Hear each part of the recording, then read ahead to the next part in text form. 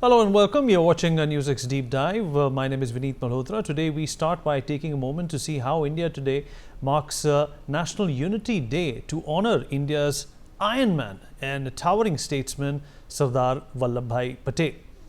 Well, the day saw India's leaders, including Prime Minister Modi and Union Home Minister Amit Shah, paying tributes and honoring the legacy of India's first Deputy Prime Minister and Home Minister Sardar Patel. Speaking at a grand parade held in Kevadia, Gujarat, where Sardar Patel's towering statue of unity, the world's tallest statue, is located, Prime Minister Modi hailed the leader's revolutionary work. While Prime Minister Modi espoused upon Sardar Patel's contribution to India's and its history, it is one particular point raised by the Prime Minister that we are going to delve into today. Addressing a huge gathering on the occasion, Prime Minister Modi stated that Sardar Patel wanted to unite the entire Kashmir, just as he did with the other princely states, into India. But then Prime Minister Jawaharlal Nehru did not allow it to happen. Listen in to the Prime Minister's statement first. सरदार साहब चाहते थे जैसे उन्होंने बाकी रियासतों का विलय किया वैसे ही पूरे कश्मीर का विलय हो, लेकिन नेहरू जी ने उनकी वो इच्छा पूरी नहीं होने दी। कश्मीर को अलग संविधान और अलग निशान से बांट दिया गया।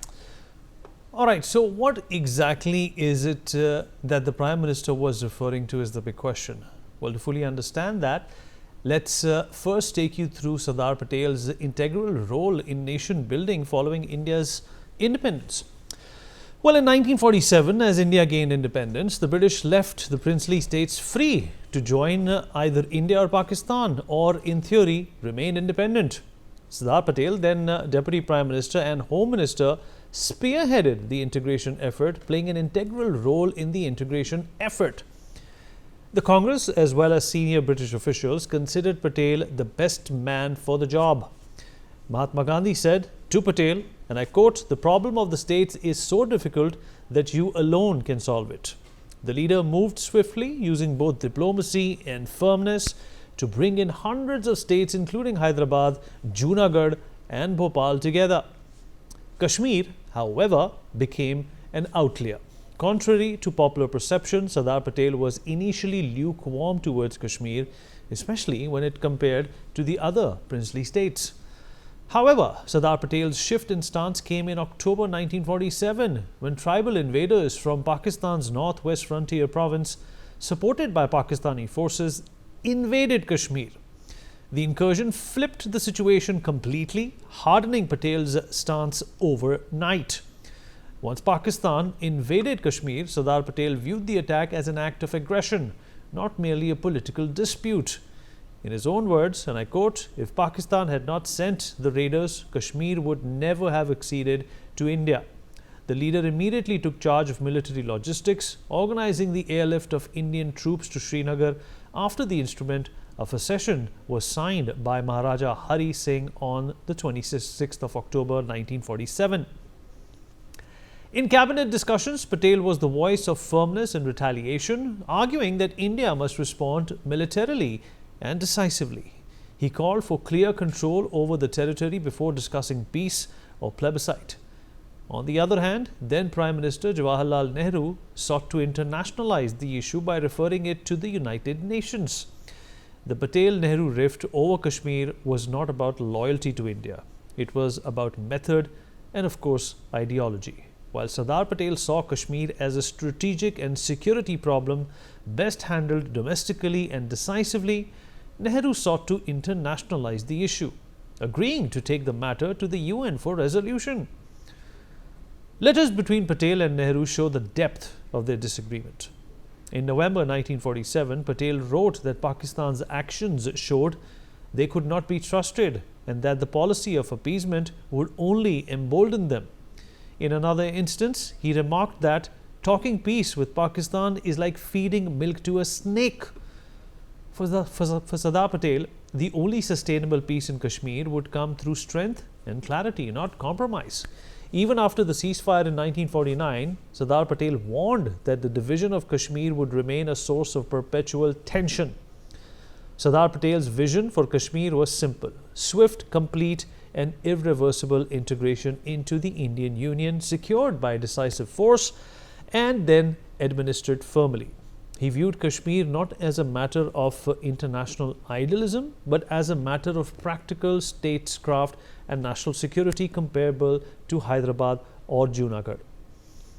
Let's talk about this with our guest. Joining us on the broadcast at this point in time is Mr. Rajan Khanna. He's an author. Mr. Khanna, I appreciate you taking out the time, sir, and speaking with us. What I really want to ask you, sir, is that one prediction, one premonition that Sardar Patel had as a statesman, as somebody who understood the alchemy of India, that if Kashmir is not resolved with a certain level of force and aggression, it would continue to be a thorn in our heels. And he was absolutely right. I'll open with an Urdu couplet. तारीख के पन्नों में ऐसी भी घड़ी आई है, लम्हों ने खता की, सदियों ने सजा पाई है. The blunders which were committed by Mr. Nehru, and blunder after blunder, it was a series of blunders what he committed. And when we juxtapose it with Mr. Patel's doings, what he did at that time, so we will go a bit in background. 565 princely states had to be integrated in the Union of India, and all, very voluntarily, because the people were waiting, the people of the princely states are waiting to become the part of Bharat Mata again. And all were, very happy, very voluntarily, the states, they amalgamated within Union of India. Few states, like Hyderabad, they had certain reservations because Nawab was a Muslim, Nizam was Muslim, Junagadh Nawab was Muslim, and Bhopal Nawab was Muslim. These three states, they had the problems. And two other states like Travancore down south, and they people, they were not very eager in the earlier stage to join the union. Later on, they were persuaded by Mr. Patel. Jodhpur state, because Jinnah had some other designs also, because Jinnah wanted to have a corridor with Western Pakistan and Eastern Pakistan, and Jodhpur was the first state which was abutting the state of Pakistan. So he had certain, kind of carrots he dangled in the court of the Maharaja of Jodhpur. Maharaja Bikarner, he was roped in by Sardar Patel, and he persuaded him and told him, look, whatever Mr. Jinnah is telling now, you cannot trust him. Later on, the entire thing, then at that stage, Jinnah told him, okay, I'll sign on the blank paper of instrument of accession, and you can put on your terms, and I will give you a proper autonomous status within the state of Pakistan. So he was also persuaded. So at the end of the day, one state, that was state of Jammu and Kashmir, which was left. And because you see, there was a lot of confusion created by various writers. They said, okay, Sardar Patel initially was not in favor of amalgamation of Jammu Kashmir with India. That is wrong perception. Right at the outset, Mr. Nehru had an understanding with Mr. Patel that since Nehru was himself a Kashmiri Pandit, he was a Kashmiri. He said, Patel, while you are dealing with the rest of the princely states, let me handle this state. And he had a different kind of perception toward Sheikh Abdullah. Maharaja Hari Singh wanted to sign an instrument of accession with India around 15th of August 1947. At that time, Nehru gave him very lukewarm response. He said, Qaide Awam, the leader of the Awam is Sheikh Abdullah. Unless he becomes a party to the entire, this system of instrument of accession, right, we will not sign. We will not sign, instrument of accession with you. Now what happened? There was Ramchandra Kak, who was Prime Minister of Maharaja Hari Singh. He was compromised by Jinnah, and he signed an this standstill agreement with Pakistan. You see, if we study the entire topography, the main road which leads to the valley, it used to go from Rawalpindi to Muzaffarabad, and Muzaffarabad to Baramulla, and from Baramulla to down to, it used to come from north. Now, so we are approaching the valley from the Right, sir. down this south route. That used to be that, and it was less steeper. Now so we have made a very good highways. In those days, the present day highway, it was not that Right. hospitable. So that was the main thing. And since Maharaja wanted unending supplies to his own people, so he signed an instrument of accession that was regarding telecommunication.